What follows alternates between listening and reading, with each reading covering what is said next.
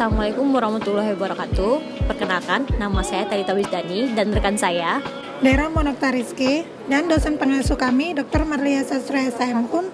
Kami dari Hukum Asuransi 6C ingin mempresentasikan hasil analisis kami yang berjudul Analisis Yuridis Penolakan Klaim Asuransi Jiwa yang dilakukan oleh pihak penanggung terhadap tertanggung yang terjadi di PT Aksa Mandiri Finance Service.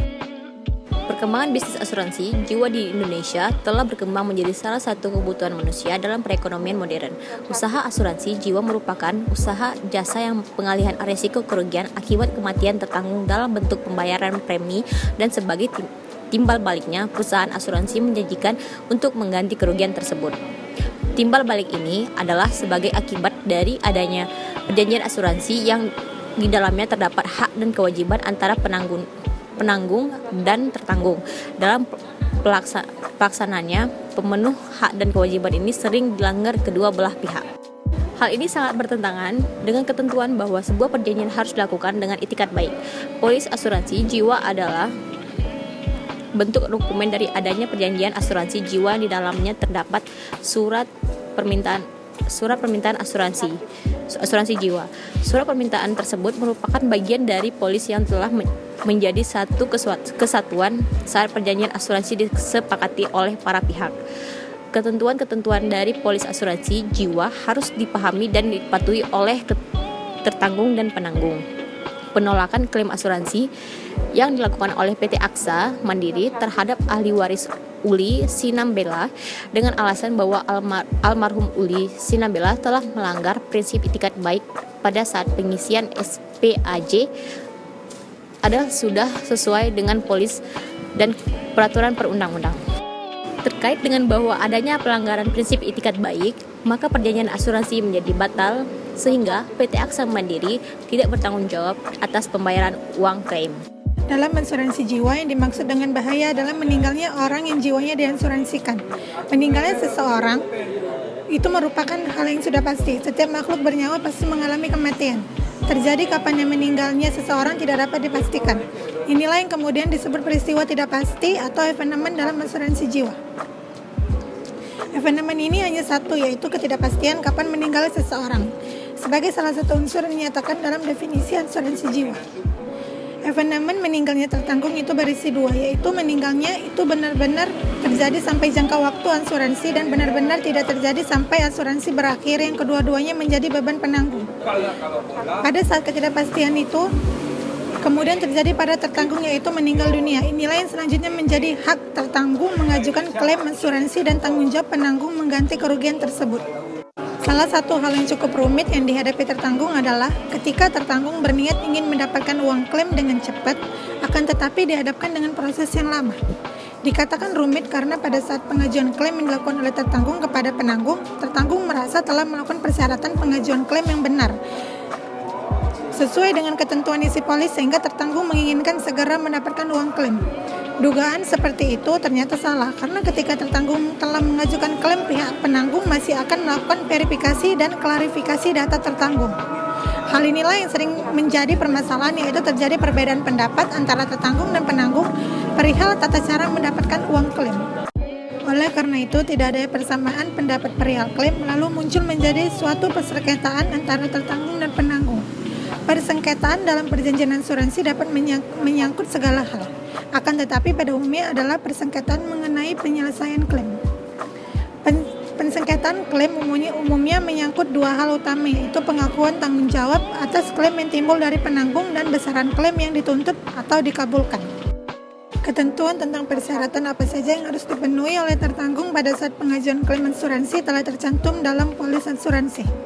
Ketentuan-ketentuan tentang isi polis secara keseluruhan telah diatur dalam pasal 8 Keputusan Menteri Keuangan nomor 422/KMK-06/2003 tentang penyelenggaraan usaha perusahaan asuransi dan perusahaan reasuransi.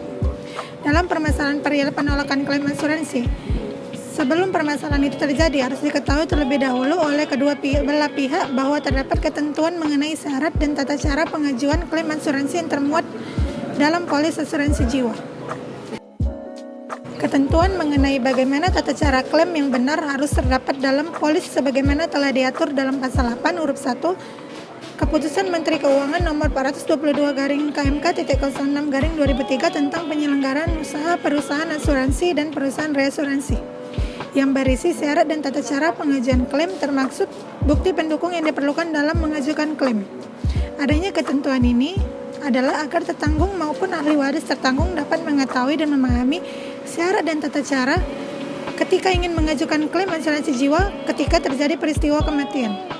Dalam hal ini, pengajuan klaim landasan hukum yang digunakan tertanggung dan penanggung adalah dalam pasal 8 angka 3 Ketentuan Umum Polis Asuransi Jiwa PT Aksa Mandiri yang mengatur tentang pembayaran maslahat, pemberitahuan klaim dan dokumentasi klaim. Selain bukti-bukti tersebut, PT Aksa Mandiri berhak pula untuk meminta bukti-bukti lain yang dianggap perlu untuk mendukung dan melengkapi bukti-bukti yang ada. Apabila terjadi klaim karena meninggalnya tertanggung, maka PT Aksa Mandiri akan melakukan klarifikasi dan investigasi terhadap sebab-sebab kematian baik terhadap ahli waris tertanggung maupun terhadap pihak-pihak lain seperti dokter mengenai sebab kematian tertanggung, termasuk mengenai riwayat kesehatan tertanggung. Klarifikasi dan investigasi diperlukan untuk memastikan kebenaran klaim dan pembayaran uang asuransi. Selain itu juga untuk mengetahui ada atau tidaknya unsur pelanggaran itikat baik dalam klaim asuransi. Pada dasarnya, penyelesaian sengketa yang terjadi akibat adanya klaim asuransi yang di kemudian hari diketahui terdapat informasi tersembunyi, mengacu pada ketentuan undang-undang yakni pada pasal 1338 ayat 3 KUHP, pasal 251 KUHD maupun ketentuan terdapat dalam pasal 3 Polis Asuransi Jiwa. Selanjutnya, apabila sebab dari peristiwa yang terjadi memenuhi unsur pelanggaran prinsip tidak itikat baik, maka PT Aksa Mandiri akan membatalkan perjanjian tersebut dan menolak klaim tanpa pembayaran. Seperti halnya pula pada klaim yang dilakukan ahli waris almarhum Uli Sinambela yang mengikat perjanjian dengan PT Aksa Mandiri. Mengingat bahwa penyakit yang diderita almarhum Uli Sinambela telah ada sebelum perjanjian asuransi dilakukan dan ternyata keberadaan penyakit tersebut tidak disampaikan secara jujur kepada PT Aksa Mandiri, maka penanggung menganggap perjanjian batal dan karena itu tidak berkewajiban memenuhi prestasi kepada ahli waris tertanggung atau penerima uang asuransi. Jika peristiwa yang terjadi dengan tegas disebutkan bahwa penyakit yang diderita almarhum Uli Sinambela tersebut sejak awal juga diasuransikan atau diketahui dan disetujui oleh PT Aksa Mandiri, maka bukan merupakan bentuk pelanggaran dari prinsip itikat baik. Penanggung akan membayar ganti kerugian sesuai dengan yang tertera di dalam polis asuransi jiwa. Untuk menilai suatu perjanjian, asuransi jiwa harus diteliti polisnya sendiri dan juga syarat-syarat umum polis asuransi jiwa dan formulir pendaftaran yang telah diisi oleh almarhum Uli Sinambela yang merupakan satu kesatuan dari polis tersebut. Ketentuan SPAJ merupakan satu kesatuan dari polis asuransi jiwa telah dijelaskan dalam pasal 1 angka 2 poin 2.1 dan angka 3.3.17 Ketentuan Umum Polis Asuransi Jiwa PT Aksa Mandiri. Dalam pasal 1 angka 2 poin 2.1 menyebutkan bahwa semua keterangan, pernyataan serta penjelasan yang diberikan pemegang polis yang tertanggung kepada penanggung dijamin kebenarannya oleh pemegang polis dan tertanggung dan menjadi dasar pertanggungan yang bagian dan tak terpisahkan dari polis. Sedangkan dalam pasal 1 angka 3 poin 3.17 menyebutkan bahwa polis yaitu dokumen isi berserta data polis, ketentuan khusus dan formulir lainnya serta perubahan dan penambahannya diberitahukan oleh penanggung yang secara tertulis, dan dokumen pemohon asuransi dan formulir lainnya yang telah lengkap dan ditandatangani oleh pemegang polis dan tertanggung serta dikenal oleh penanggung. Penolakan klaim oleh PT Aksa Mandiri atas pengajuan klaim asuransi oleh ahli waris almarhum Uli Sinambela dengan alasan pelanggaran prinsip itikat baik pada saat pengisian SPAJ adalah sudah tepat dan benar jika melihat ketentuan pasal 1 angka 3 poin 3.17 Jo angka 2 poin 2.1 tentang ketentuan umum polis asuransi jiwa yang menyatakan bahwa SPAJ merupakan bagian dari polis dan menjadi satu kesatuan dan dalam perjanjian asuransi. Sehingga PT Aksa Mandiri dalam tindakannya melakukan klarifikasi dan investigasi berdasarkan kepada polis dan SPAJ. Pada dasarnya, syarat dalam perjanjian asuransi adalah sesuai dengan pasal 1320 KUHP. Namun, selain itu juga terdapat adanya syarat khusus perjanjian asuransi seperti yang telah dijelaskan sebelumnya. Dengan demikian, sesuai dengan pasal 257 KUHD, dihubungkan pada pasal 255 KUHD dan 258 KUHD. Maka dapat disimpulkan bahwa polis bukanlah merupakan syarat mutlak dalam perjanjian asuransi. Tetapi fungsi polis tetap penting sebab di dalamnya memuat isi lengkap dari perjanjian yang diadakan termasuk mengenai hak dan kewajiban tertanggung dan penanggung. Polis merupakan bukti yang sempurna dalam perjanjian asuransi. Dari penjelasan di atas tampak bahwa pembuktian perjanjian asuransi dapat dilakukan dengan cara sebagai berikut. 1. Dengan polis asuransi, apabila dalam perjanjian asuransi tersebut telah dibuat polis. 2. Dengan alat-alat bukti lain, asal sudah terdapat permulaan pembuktian dengan tulisan apabila polis belum dibuat. Salah satu kewajiban penanggung dalam perjanjian asuransi jiwa yang merupakan hak tertanggung, yakni pembayaran uang tertanggung akan timbul apabila terjadi peristiwa meninggalnya tertanggung sebagaimana yang telah diperjanjikan. Namun demikian, meskipun peristiwa yang dimaksud terjadi, penanggung kemungkinan dapat bebas dari pelaksanaan kewajibannya apabila terdapat dibuktikan peristiwa itu tidak sesuai dengan polis. Pada pasal 269 KUHD menegaskan bahwa setiap asuransi yang gennya sudah ada pada saat ditutupnya perjanjian adalah batal apabila tertanggung telah mengetahui sudah adanya kerugian tersebut akan terjadi sebaliknya. Dapat diartikan pula bahwa apabila ketika diadakan perjanjian asuransi, peristiwa kerugian sudah terjadi dan tertanggung tidak mengetahui terjadinya peristiwa tersebut, asuransi tidak menjadi batal. Batal tidaknya perjanjian dalam asuransi secara umum digantungkan kepada pengetahuan tertanggung yang oleh Emi Pangaribuan Simajuntak disebut sebagai dengan subjective onzeker voorval.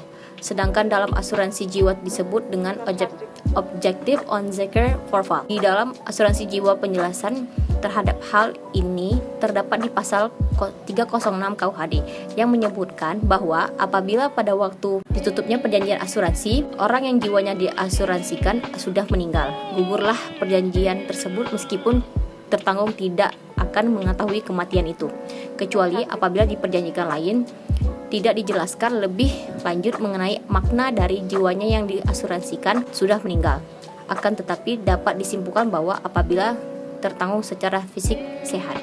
Berkaitan dengan pengetahuan almarhum Uli Sinambela mengenai pemahaman perihal penyebab terjadinya kematian tertanggung, kemungkinan dapat menimbulkan persoalan pemahaman antara almarhum Uli Sinambela dengan PT Aksa Mandiri. Sebagaimana disinggung sebelumnya, meskipun peristiwa yang dimaksud terjadi pada PT Aksa Mandiri, kemungkinan bebas dari pelaksanaan kewajibannya apabila dapat dibuktikan antara lain: 1. Peristiwa terjadi karena kesalahan tertanggung sendiri. 2. Peristiwa terjadi disebabkan oleh sifat barang. Kewajiban pemberitaan tersebut penting bagi penanggung agar penanggung dapat memberikan penilaian mengenai besar kecilnya resiko yang dihadapi dan menjadi faktor dalam penentuan premi serta menjadi bahan pertimbangan dalam menerima dan atau menolak perjanjian asuransi. Dari pasal 251 KUHD diketahui penyampaian informasi yang dilakukan tertanggung ada 3 hal, yaitu 1. Tertanggung memberikan keterangan yang keliru. 2. Keterangan yang diberikan oleh tertanggung tidak benar. 3. Tidak diberitahukan hal-hal yang sesungguhnya diketahuinya.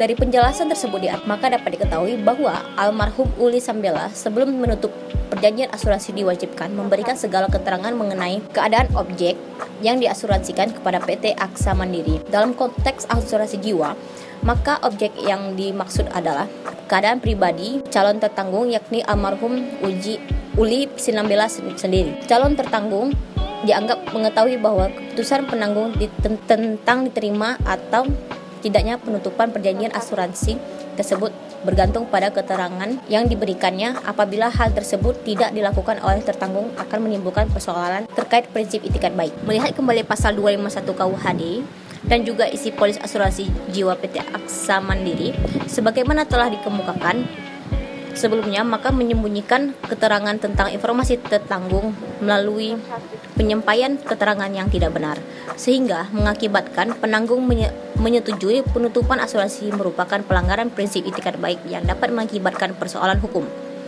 terhadap perjanjian asuransi yang telah dibuat.